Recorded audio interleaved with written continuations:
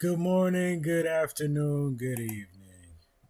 Wherever you're tuning in from around the globe, peace, blessings, financial freedom. Peace, blessings, financial freedom. Peace, blessings, financial freedom. Welcome to the $1 Trillion Tickers broadcast. I'm your host, Matt Riches.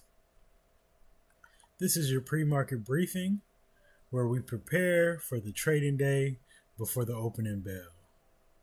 And now we're running 2 shows every day.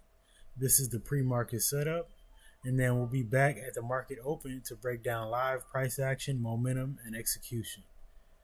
So make sure you tap in for both. Let's get into the mantra.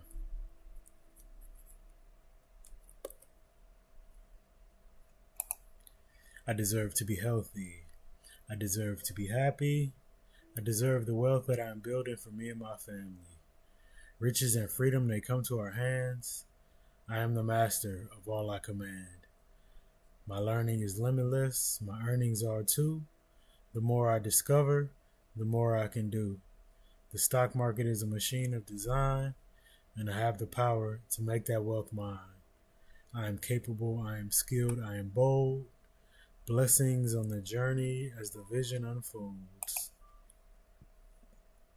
All right, now let's get into the macro data. So we have Forex Factory. We had a red folder at 5:30 a.m., which was unemployment claims. The forecast was 215K. The actual was 205K. We also had the Philly Fed Manufacturing Index. Forecast was 8.3. The actual was 18.1. The initial reaction was choppy, followed by downside momentum. Okay, we did have some earnings yesterday. Actually, we only had one, which was MU, which is a semiconductor technology stock. And let's see what happened. So they very strong beat on earnings by 32%, very strong beat on revenue by 19%. But as you can see, it's down over 6% in the pre-market. And we had Alibaba this morning in the pre-market. Terrible miss on earnings, missed by 38%. Small miss on revenue by 1.5%. And you can see we are down 7% since yesterday's close. After the market closed, we do have FedEx today reporting earnings. All right, let's put on the NAS 100 while we get into Robert Greene's daily law.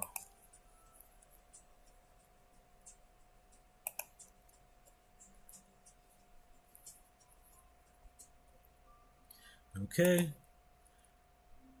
The deadening dynamic.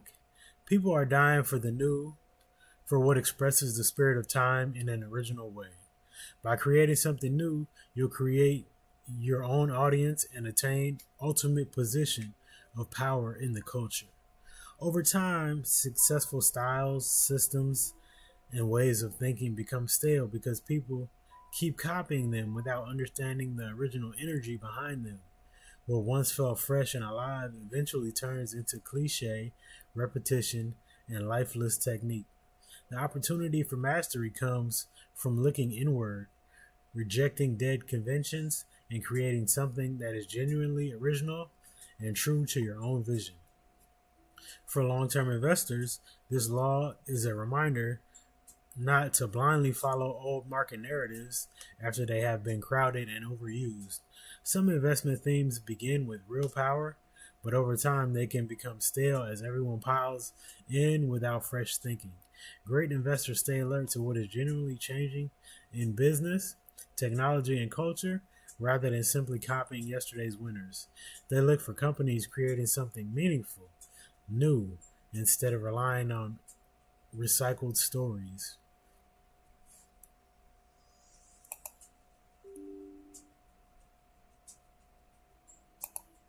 Excuse me, y'all. Excuse me. Real long-term edge comes from recognizing originality early before it becomes obvious to the crowd. For active traders, this law means staying flexible and avoiding dead setups that everyone can already see. A pattern that worked well in one market environment can lose its edge once conditions change or too many traders start relying on it. Strong traders keep studying price action in real time and adapt instead of forcing old strategies into new markets. They look for fresh momentum, new leadership, and unusual reactions are developing. The edge comes from reading what is alive in the market now, not what used to work in the past. All right. So now let's get into our tickers and our levels. So we have SPY here in the pre-market. It's at 656.19. So I do see some downside momentum. So as far as my levels for SPY, to the downside support levels, I got 655.90, followed by 653, 650.90, 649.50, and 646.20. To the upside, let me move my pre-market low down here because this thing has been falling. To the upside support, to the upside resistance, I have 659, followed by 661.30, the pre-market high of 662.08, 663.70, 665.80, 667.10, and 669.20. So those are the levels to the upside and downside on SPY. Next, we have QQQ. It's also trending down in the pre-market. Let me move my pre-market level down here to the lowest point of the pre-market. So current price in the pre-market for QQQ is going to be 589.50.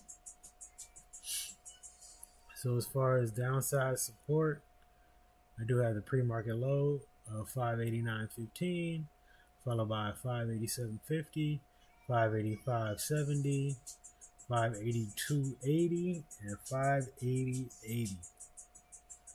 Okay, so it is very close to our weekly level here at 589.50, but to the upside resistance, I have 592.20. I have the pre-market high, which is also very close to our diagonal trend line here at 594.85, followed by 595.80 and 597. And if it breaks that, I gotta go on a 599.10. Next, we have Nvidia, also looking very bearish in the pre-market. Okay, so current price in the pre-market is 178.02. Okay, as far as downside support, I do have 177.90, followed by 177.20, 176.80, 176.30, and then 175. To the upside, I do have 179.94, followed by the pre-market high, 180.42, and then 181.70, and 182.80. If we can break that 182.80, we do have the high of yesterday at 183.39, followed by yesterday's pre-market high, 183.98, and then 185.40. Okay, so that's what we got on Nvidia. Check out Google next, also showing a lot of downward momentum in the pre-market. Current price in the pre-market is 304.59. Downside support, we do have our diagonal trend line here, so look out for that. That's around 303.50, followed by 303, then 302, then 350 cents. If it does break that, I got it coming down to 298. Then to the upside resistance, I do have 305.70 followed by 306.35, and then the pre-market high of 307.44, which is very close to our 307.60, and then 308.90 followed by 311.40. And then Apple also looking bearish in the pre-market.